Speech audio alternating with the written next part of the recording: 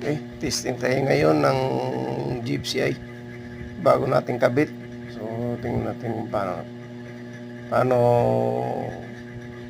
magmana yung GFCI. Yung GFCI nga pala, isang uri ng ng outlet na kung isang linya niya ay sasabit sa ground, magto-turn off ito. So, safe ito gamitin lang lalo na sa bahay na may mga bata. Yun. Salamat.